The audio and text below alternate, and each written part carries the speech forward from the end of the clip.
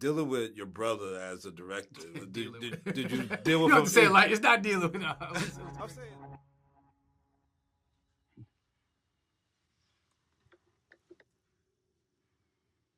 You feel that?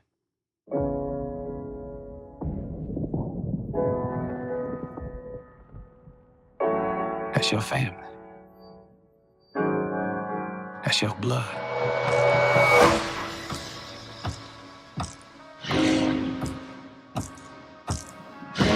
Sometimes you be in trouble. They might be around to help you. I need that BlackTree TV.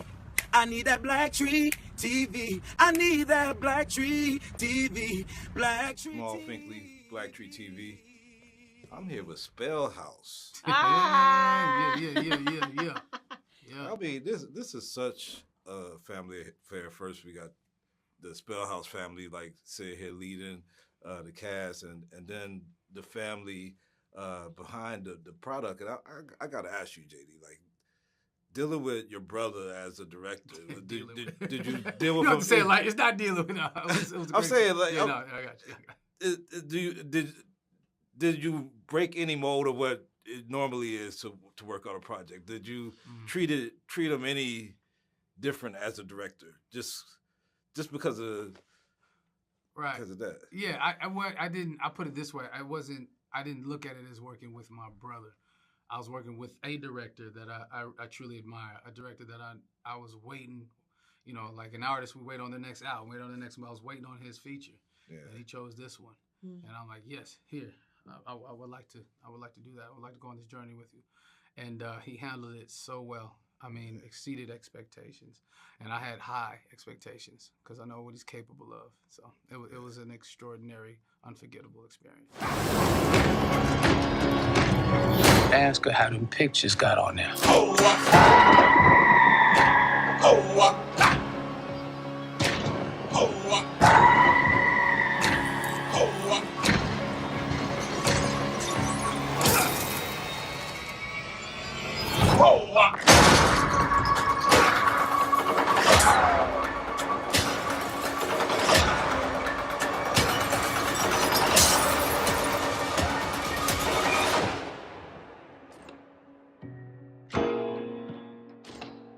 You feel that?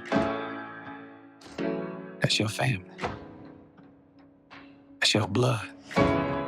As your family has been like taking care of this August Wilson catalog of products. I've loved Fences, I love Ma Rainey's, but this definitely seemed the most cinematic, and probably the biggest part of that was Sutter's Ghost, in which you guys played a big part in that scene.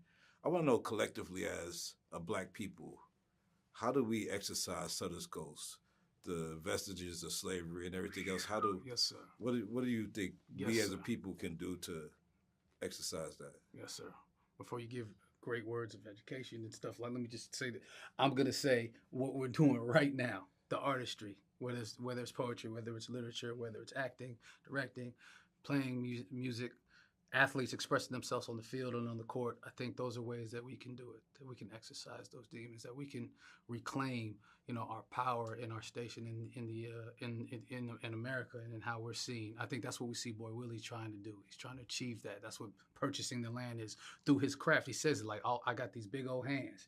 He's saying that I got a craft, a trade that was taught to me by my father. So I think about that a lot, and I think that's a nice way in to own who we are and be confident in that. That's so much, right? It's a heavy, weighty, ongoing investigation. But I think the film, the play, in every iteration is encouraging us to confront the ghosts. Sutter is not the only ghost or haint or apparition. As much as there are ancestors who seek to support us, there are ancestors who are challenged, right? Every ancestor isn't a productive ancestor, right? I mean, in our legacies are ancestors that we perhaps would not have preferred to be our ancestor. And Sutter is that and yet exists alongside those ancestors who want to inform and imbue us with knowledge, be it spiritual or otherwise energies, to be our better selves.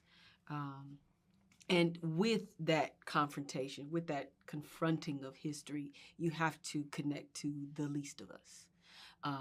When you are most without. I think there's a discussion about capitalism that's happening and wanting to take the piano and to actualize it into land, into something that can be fruitful.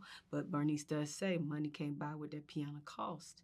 And so I think separating ourselves from this idea that money will be the end all be all of our greater